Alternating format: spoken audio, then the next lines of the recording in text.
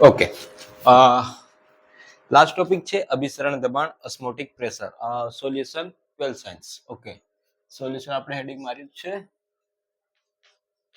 આપણું જે ટોપિક રહેશે ઓસ્મોટિક પ્રેશર. ઓસ્મોટિક પ્રેશર ગુજરાતીમાં કહીશું તો એને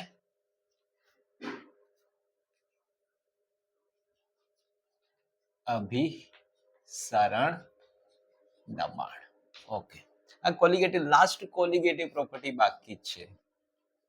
કોલિગેટિવ પ્રોપર્ટી છે. કોલિગેટિવ પ્રોપર્ટી એટલે સંખ્યાત્મક ગુણધર્મ. સંખ્યાત્મક ગુણધર્મ. ઓકે, ધેન હવે અભિસરણ દબાણનો મતલબ શું છે કે પહેલા તો અભિસરણ સમજવું પડશે. હવે એક સીધી વસ્તુ તમને કહું કે એક એક્ઝામ્પલ આપણે લઈએ કે કાચી કેરી જે છે એ કાચી કેરીને આપણે એક સારના દ્રાવણમાં બ્રેન વોટરમાં મૂકીએ તો ક્ષીણ થઈ જાય એટલે કે સુકાઈ જાય છે. બીજી વસ્તુ કે કરમાઈ ગયેલા ફૂલો પર જો પાણી નાખવામાં આવે એટલે કે પાણીને ફૂલોમાં મૂકવામાં આવે તો પાછા તાજા થઈ જાય છે, નવપલ્લવિત થાય છે. અને તમે એ વસ્તુ જોશો કે આપણા જે કોષ છે એ કોષને ક્ષારના દ્રાવણમાં મૂકે તો પણ એક ક્ષીણ થઈ જાય છે એટલે કે નાશ પામે છે. તો કહેવાનો મતલબ એમ છે કે કાચી કેરીને બ્રેન વોટરમાં મૂકતા, કરમાઈ ગયેલા ફૂલોને પાણીમાં મૂકતા પાછા શું થાય છે? ખીલી ઉઠે છે. તો આનો મતલબ શું છે? તો આનો મતલબ એમ છે કે અહીંયા કઈક એવી વસ્તુ છે કે જે ટ્રાન્સફર થાય છે આગળ પાછળ. બરાબર છે? તો એ કરમાઈ ગયેલા ફૂલ પાછા તાજા થાય છે. તમે સમજો કે ગાજર જે તમારા કરમાઈ ગયા છે એને તમે પાણીમાં મૂકો તો પાછા તાજા થઈ જશે. હવે અહીંયા જે છે કંઈક એવું થાય છે કે એ જે દ્રાવણ જે છે એમાં કંઈક વસ્તુ એવી છે કે જે ટ્રાન્સફર થવા દે છે, કોઈકને થવા દે છે, કોઈકને થવા દેતી નથી. તો અહીંયા એક એ વસ્તુને આપણે ભણવી પડશે. સમજો, આટલા એક્ઝામ્પલ લીધા મેં તમને આજે કીધું કે કયું તો કે કાચી કેરી એટલે રો મેંગો, બીજું તો કે ફ્લાવર્સ, અને ત્રીજી વસ્તુ આપણા સેલ્સ જે છે એ કોલેપ્સ થઈ જાય છે એટલે કે બ્રેન વોટરમાં સોલ્ટ વોટરમાં જો મૂકવામાં આવે તો કોલેપ્સ થઈ જાય. આ એક્ઝામ્પલ છે એના કોના? તો કે આ એક્ઝામ્પલ છે ઓસ્મોસિસના, ઓસ્મોટિક પ્રેશરના. પણ આના પહેલા ઓસ્મોટિક પ્રેશર પહેલા એક વસ્તુ સમજવી પડે કે આ જે આખી ઘટના થાય છે આ આખી ઘટનાની વચ્ચે એક વસ્તુ હોય છે તો કે સેમી પરમિએબલ મેમ્બ્રેન. શું હોય છે? Semi permeable membrane. એને આપણે કહીશું એસપીએમ તરીકે કહી દેશું. ગુજરાતીમાં કહીએ તો અર્ધપારગમ્ય પડદો. અર્ધપારગમ્ય પડદો. ઠીક છે? અર્ધપારગમ્ય પડદો. હવે આ જે બહારનું દ્રાવણ અંદર જાય છે અને અંદરનું દ્રાવણ બહાર નીકળી જાય છે તો આના વચ્ચે એક વસ્તુ છે. કોણ છે? તો કે સેમી પરમિએબલ મેમ્બ્રેન. હવે આનું કામ છે, આનું કામ શું છે? તો કે આ માત્ર આ શું કરે છે? તો કે આ જે છે આ માત્ર ને માત્ર દ્રાવકના અણુઓને પસાર થવા દે છે. Only passed solvent molecule. કોને? કે સોલ્વન્ટના મોલેક્યુલને પાસ થવા દે છે. જે નાના છે, આપણને ખબર છે કે સોલ્યુટ જે છે, દ્રાવ્ય જે છે, દ્રાવ્યના કણો મોટા છે અને દ્રાવકના કણો નાના છે. તો નાના કણોને પાસ થવા દે છે, મોટા કણોને પાસ થવા દેતો નથી. આનું કામ છે. તો આ જે એસપીએમ જે છે સેમી પરમિએબલ મેમ્બ્રેન જે છે, અર્ધપારગમ્ય પડદો, આ તો ક્યાં તો પ્રાણી જ હોઈ શકે, વનસ્પતિ જ હોઈ શકે, ક્યાં તો કૃત્રિમ પણ હોઈ શકે. હવે સમજો તો કે કોને લઈ શકો કે અર્ધપારગમ્ય પડદાનું કામ શું છે? સેમી પરમિએબલ મેમ્બ્રેનનું માત્ર દ્રાવકના અણુને પાસ થવા દેશે, સોલ્વન્ટને જ પાસ થવા દેશે, સોલ્યુટને પાસ થવા દેશે નહીં. સપોઝ આ એક દરવાજો છે, દરવાજામાંથી વસ્તુ શું થાય છે કે માત્ર આ દરવાજામાં એવું લખ્યું છે કે માત્ર છોકરા જ પાસ થશે, આમાંથી છોકરીઓ પાસ થશે નહીં. સેમ એવું છે કે અહીંયા આ જે એવો પડદો છે કે નાની જે ફિલ્મ જેવો છે, નાના છિદ્રાળુ છે, બરાબર, નાના છિદ્ર વાળો છે, એટલે કે માઇક્રો હોલ્સ જે છે એમાંથી માત્ર કોણ પાસ થશે? સોલ્વન્ટ પાસ થશે. તો એવા કોણ કોણ છે? તો એક છે ભૂંડનું મૂત્રાશય. કયું છે? ભૂંડનું. આ 1 માર્ક્સ માટે મૂત્રાશય એટલે કે પિગ બ્લેડર. શું? Pig bladder. બીજું તો કે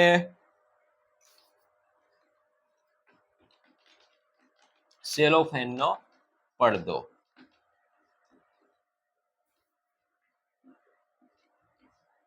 સેલોફેન. બીજું રહેશે તમારું પાર્ચમેન્ટ પેપર, સંશ્લેષિત, આર્ટિફિશિયલ પાર્ચમેન્ટ પેપર. ઓકે. એક બીજું છે, જ્યારે આપણે રિવર્સ ઓસ્મોસિસ ભણીશું એ સમય પણ કહી દઉં કે એક ઇમ્પોર્ટન્ટ છે સેલ્યુલોઝ એસિટેટ. ઓકે, કોણ છે? યાદ રાખજો, આ પણ છે સેલ્યુલોઝ એસિટેટ.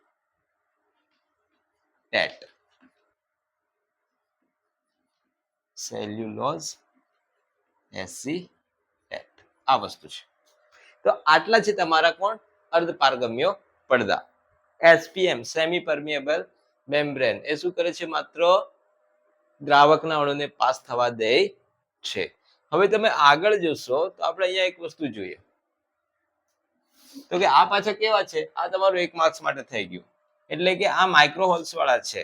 માઇક્રો હોલ એટલે કે છિદ્રાળુ છે, નાના છિદ્રાળુ છે, નાના છિદ્રો છે, નાના છિદ્રો છે કે જેમાંથી કોણ પાસ થશે? ઓન્લી સોલ્વન્ટના મોલેક્યુલ પાસ થશે. ઓકે, દેન આટલી વસ્તુ થઈ ગઈ. એક વાર તમને એક્ઝામ્પલ આપ્યું, એક તો કયું? તો કે એક્ઝામ્પલમાં મેં ક્યાં લીધા? તો કે એક રો મેંગો ને ક્યાં એડ કર્યું આપણે? બ્રેન વોટરમાં. બીજું તો કે ફ્લાવર પર તમે શું નાખ્યું? તો કે વોટર નાખો છો, બરાબર. આપણા સેલ જે છે એને આપણે સોલ્ટ વોટરમાં મૂકીએ છીએ, એટલે કે કાચી કેરી જે છે ને બ્રેન વોટરમાં મૂકતા સુકાઈ જશે. કરમાયેલા ફૂલો પર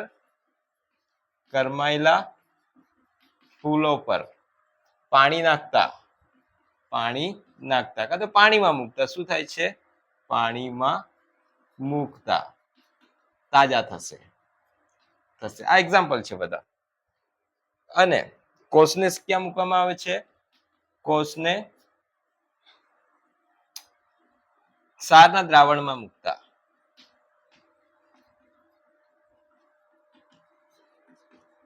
ક્ષારના દ્રાવણમાં મૂકતા શું થશે? તો કે ક્ષીણ થઈ જાય છે. ક્ષીણ થાય છે. કોલેપ્સ એવો શબ્દ વાપરેલો છે. ક્ષીણનો મતલબ કોલેપ્સ. ઓકે. અને આવું બધું થવા પાછળ કોણ જવાબદાર છે? Semi permeable membrane. એ કોણ છે? તો કે ભૂંડનું મૂત્રાશય, સેલોફેનનો પડદો, પાર્ચમેન્ટ પેપર, સેલ્યુલોઝ એસિટેટ. હવે સમજો કે સપોઝ, અને એ ભાઈ શું કરે છે? માત્ર દ્રાવકના અણુને પાસ થવા દે છે. સપોઝ હું અહીંયા એક 2 કન્ટેનર લઉં છું. સમજજો, 2 કન્ટેનર લઉં છું અને એમની વચ્ચે અર્ધપારગમ્ય પડદો હું મૂકું છું. અહીંયા ઠીક છે, અહીંયા હું મૂકું છું SPM.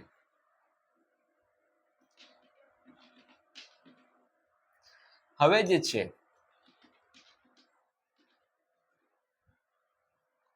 અહીંયા સોલ્વન્ટ છે અને અહીંયા સોલ્યુશન છે, એટલે કે અહીંયા દ્રાવક છે અને દ્રાવણ છે.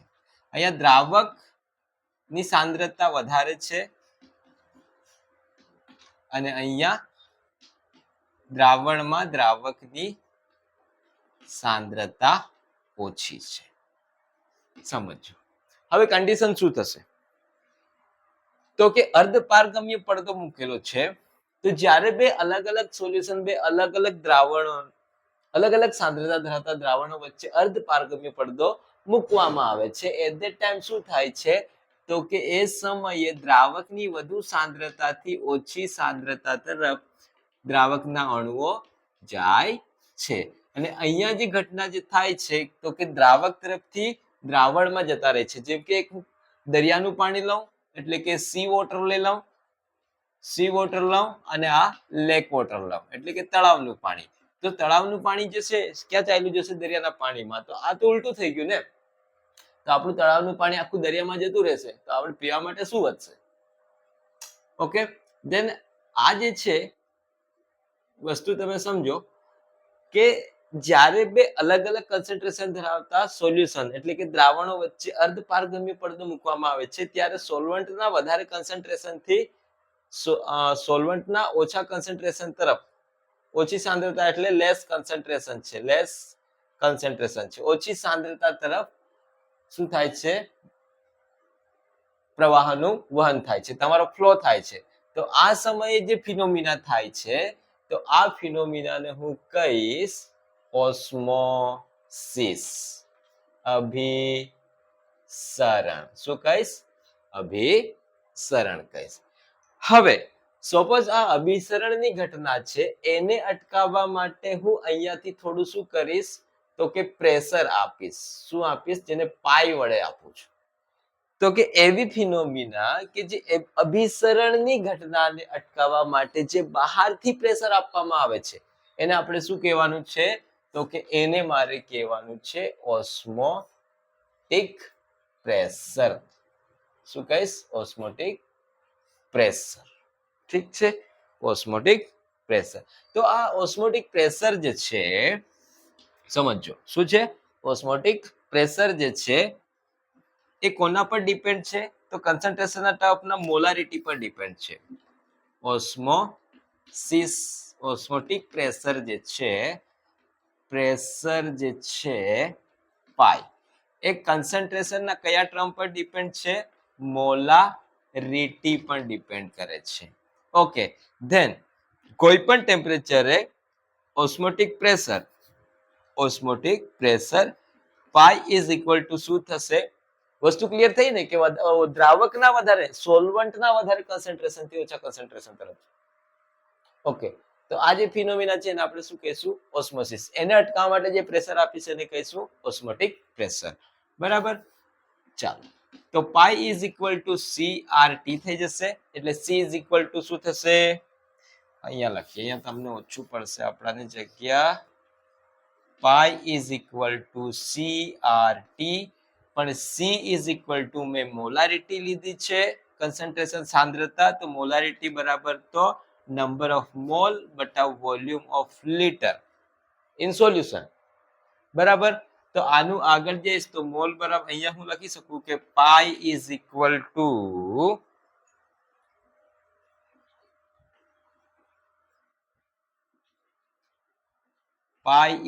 ટુ શું થઈ જશે?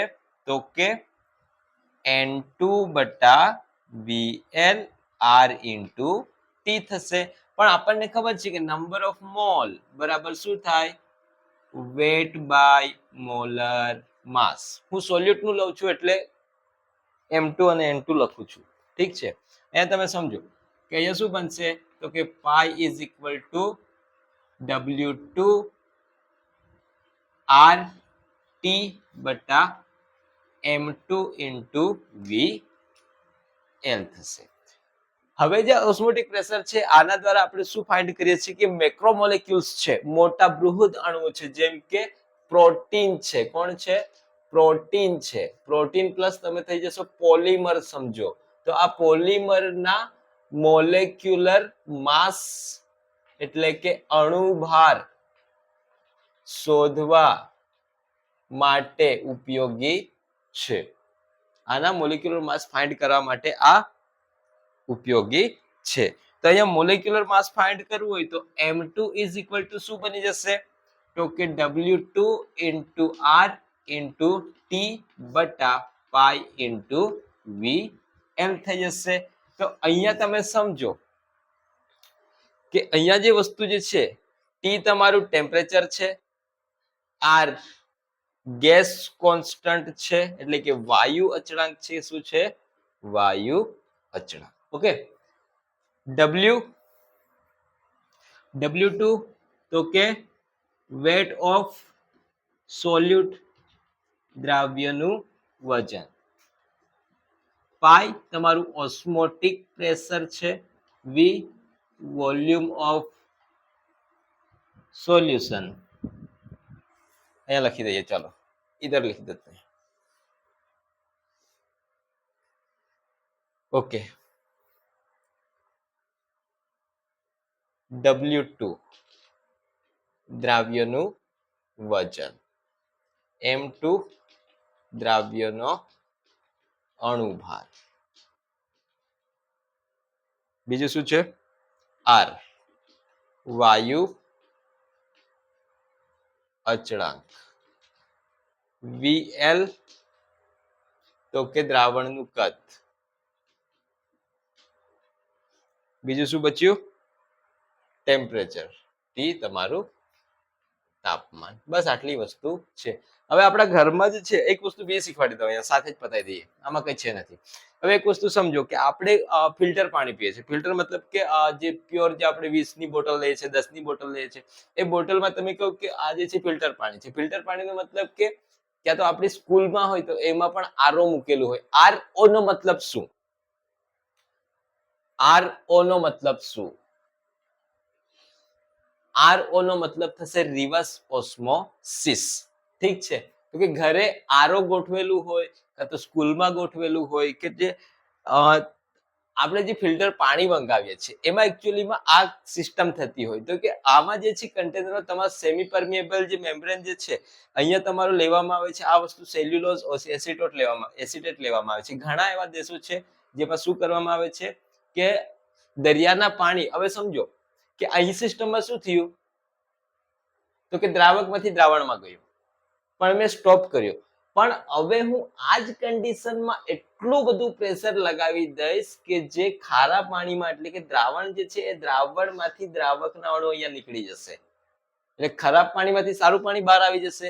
તો બસ આ જ વસ્તુ છે આપણે શું? પ્રતિઅભિસરણ, આરઓ, પ્રતિઅભિસરણ એટલે કે રિવર્સ ઓસ્મોસિસ. આપણે જે ફિલ્ટર પાણી પીએ છીએ ત્યાં આ સિસ્ટમ થાય છે. આપણું જે આરઓ જે છે તો એ આરઓ માં આ સિસ્ટમ એપ્લાય થાય છે. ઠીક છે? તો કે જે તમે સમજો કે સ્કૂલમાં જે ગ્રીન કલરના કુલરની પાછળ લગાવેલા હોય છે તે આ જ વસ્તુ હોય છે. આ વસ્તુ આ જે છે આ પ્રોસેસ ત્યાં થતી હોય છે. તો કે રિવર્સ ઓસ્મોસિસ જે ખરાબ પાણીમાંથી આપણને સારું પાણી ફિલ્ટર કરીને આપે છે. ઓકે. ધેન ફંડામેન્ટલ વસ્તુ હું તમને કહી દઉં કે અભિસરણ દબાણ કેવી રીતે છે. તો કે પહેલા તમે જોયું કે કાચી કેરી જે છે એને ક્ષારના દ્રાવણમાં મૂકતો તો સુકાઈ જશે. જે તમારા જે છે ફ્લાવર છે એને એના પર તમે પાણીમાં મૂકશો તો કેવા થઈ જશે? તાજા થઈ જશે. બીજી વસ્તુ તો કે આપણા કોષોને ક્ષારના દ્રાવણમાં મૂકવામાં આવે તો કેવા થઈ જશે? તો કે કોલેપ્સ થઈ જાય છે. ઠીક છે? એટલે કે નાશ પામે છે કહેવાનો મતલબ. તો આના પાછળનું કારણ શું છે? તો આના પાછળ એક આઈટમ ફસાયેલી છે. તો કે શું? તો કે અર્ધપારગમ્ય પડદો, સેમી પરમિએબલ મેમ્બ્રેન. તો કે અહીંયા થાય છે ઓસ્મોસિસ, પણ એમની વચ્ચે ઓસ્મોસિસ થવા માટે કોણ જરૂરી છે? એસપીએમ. તો એસપીએમ કોણ કોણ છે? તો કે ભૂંડનું મૂત્રાશય, પ્લિક બેડર, સેલોફેરનો પડદો, પાર્ચમેન્ટ પેપર, સેલ્યુલોઝ એસિટેટ. આ રિવર્સ ઓસ્મોસિસમાં યાદ આવશે. એક માર્કમાં એ ખાસ યાદ રાખજો. ઓકે. આ એક્ઝામ્પલ આપી દીધા તમને. તો બે અલગ અલગ કન્સન્ટ્રેશન છે. એ કન્સન્ટ્રેશનમાં સેમી પરમિએબલ મૂક્યો તો સારું પાણી જે છે ખરાબ પાણીમાં જતું રહ્યું. તો આ તો નુકસાન થઈ ગયું ને. તો આ જે ફિનોમિના થાય છે આને મારે કહેવાનું છે ઓસ્મોસિસ. પણ આ તો મને નુકસાન થાય છે. તો આ નુકસાન થાય છે એને અટકાવવા માટે હું ઉપરથી પ્રેશર કરીશ તો એને કહીશું ઓસ્મોટિક પ્રેશર. ઠીક છે? તો ઓસ્મોટિક પ્રેશર જે છે એ કન્સન્ટ્રેશનના કયા ટર્મ પર ડિપેન્ડ કરે છે? અને આ એક વસ્તુ કે રૂમ ટેમ્પરેચરે પણ આનું કામ થઈ જાય છે. યાદ રાખજો. तो pi is equal to CRT, C बराबर तो मोलारिटी, इधर लिखना पड़ेगा ना, M એટલે મોલારિટી. ઓકે. તો મોલારિટી બરાબર તો નંબર ઓફ મોલ બટા વોલ્યુમ ઇન લીટર થશે સોલ્યુશન નું.